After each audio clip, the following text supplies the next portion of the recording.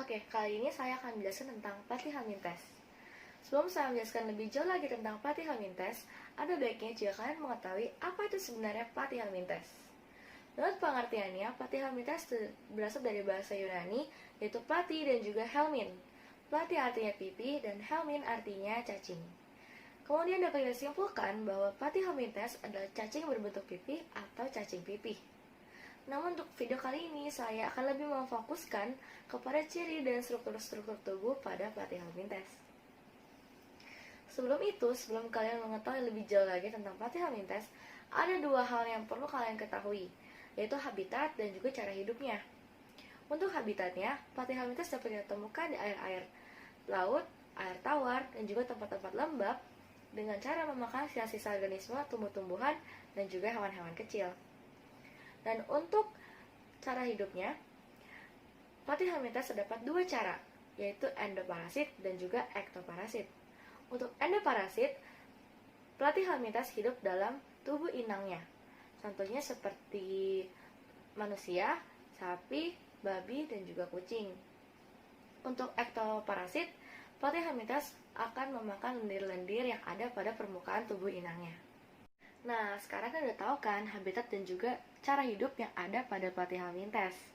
Nah, sekarang kita juga bisa lanjut lagi nih kepada ciri-ciri yang ada pada pelatihan test. Untuk yang pertama, pelatihan test ini termasuk hewan yang memiliki sifat triploblastik asalomata. Nah, apa tuh? Sekarang kalian bisa lihat pada gambar ini nih. Nah, dikatakan triploblastik karena dia tuh memiliki 3 lapisan pada tubuhnya. Yang pertama ada ektoderma, mesoderma, dan juga endoderma. Nah, dikatakan asalomata kenapa? Karena dia tidak memiliki rongga tubuh sejati. Kemudian, lanjut lagi, Platyhelminthes ini memiliki tubuh yang lunak dan memiliki silia di bagian epidermis tubuhnya. Kemudian, Platyhelminthes ini juga termasuk hewan yang bersifat hermafrodit, atau dalam satu individu terdapat organ jantan dan juga organ betina. Kemudian ada yang unik nih, di Platyhelminthes ini dia tidak memiliki sistem pernafasan atau sirkulasi. Jadi pernafasannya digantikan oleh sistem gastrovaskuler yang berada di bagian tengahnya. Kalian bisa lihat pada gambar berikut ya. Kemudian pernapasannya dilakukan secara difusi oleh seluruh bagian tubuhnya. Nah, sekarang kita lanjut lagi nih kepada struktur-struktur yang ada pada pelatihan test. Untuk yang pertama yaitu sistem pencernaan pada pelatihan test. Kalian bisa lihat pada gambar di samping bahwa sebenarnya sistem pencernaan yang ada pada pelatihan test ini sebenarnya tidak begitu kompleks. Karena kalian bisa lihat bahwa sistem pencernaan pada pelatihan test ini hanya terdiri dari mulut, faring, dan kerongkongan.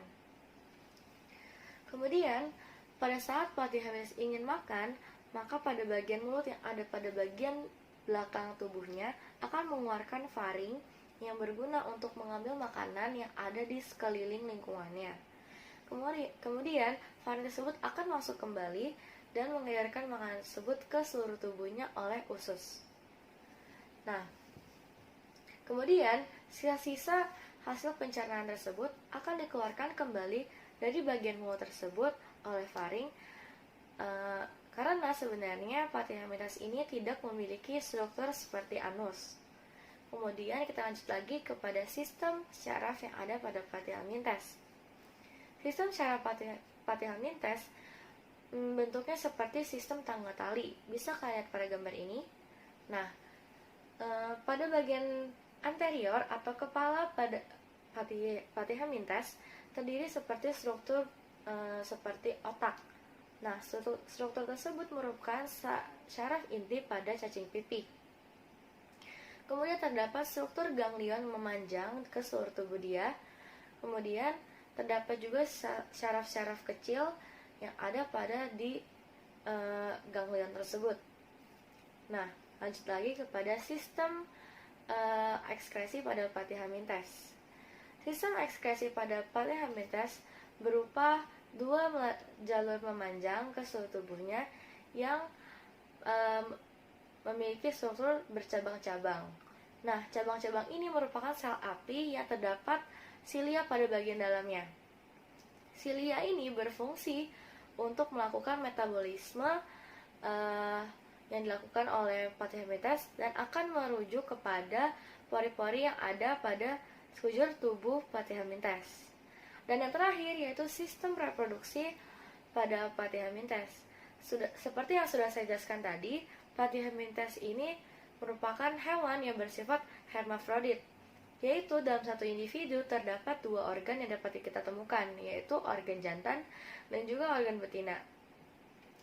Dan sistem reproduksi pada Platyhelminthes ini sejatinya dibagi ke dalam 2 sistem, yaitu secara seksual dan juga aseksual. Nah, untuk aseksual sendiri, Platyhelminthes melakukan dengan cara fragmentasi. Dan untuk seksual, Platyhelminthes melakukan peleburan 2 gamet yang berbeda, yaitu gamet jantan dan juga gamet betina. Walaupun secara seksual ini dapat dilakukan secara sendiri maupun 2 individu yang berbeda. Nah, selain daripada itu, kalian juga bisa menonton satu video yang menarik banget untuk dilihat. Jadi silakan lihat videonya. This goofy little guy is called a planarian. Sure, it's just a flatworm at the bottom of a pond, but it has a very special superpower, one that scientists would love to harness. To show you, well, it's gonna get a little bit slasher movie here. Okay, don't worry. It's going to be okay. Seriously. I promise. It doesn't even hurt. That would be curtains for most organisms. I mean, this piece here is just a chunk with no head and no tail. But watch. You can see under a microscope that overnight its wound heals closed. Okay, maybe we could do that, more slowly, of course. But then it starts to regenerate, growing new tissue.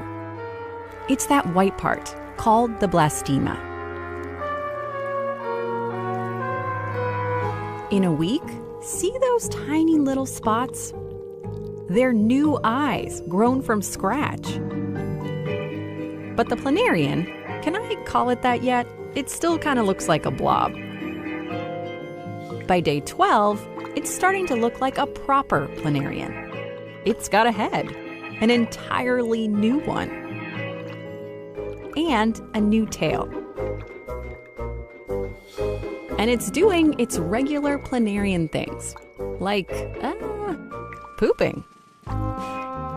That's because one of the first things it started regrowing was a tube called the pharynx, which is how things go in and out.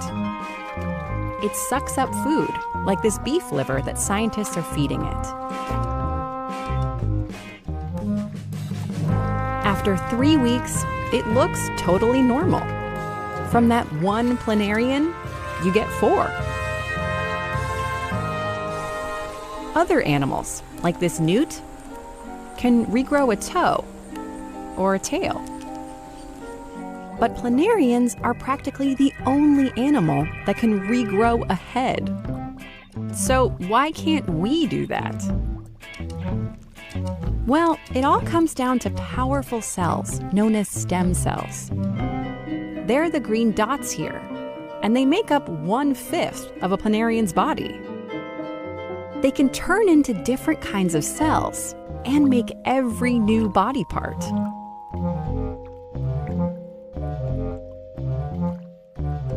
We only have stem cells that act like these when we're embryos. Once we grow up, we pretty much lose this ability. Though doctors have been able to get us to grow back a fingertip. But what if we could grow ourselves anew? A whole arm or a liver? Scientists are trying to figure out exactly how planarians do it. And maybe one day, these humble flatworms could inspire new ways to heal our injuries. Nah, itu semua adalah penjelasan dari Platyhelminthes secara khusus kepada ciri dan struktur yang ada pada platyhelminth test. Harapannya setelah kalian tonton video ini, kalian dapat lebih paham lagi dan lebih bertambah lagi wawasannya tentang platyhelminth test. Akhir kata saya ucapkan terima kasih.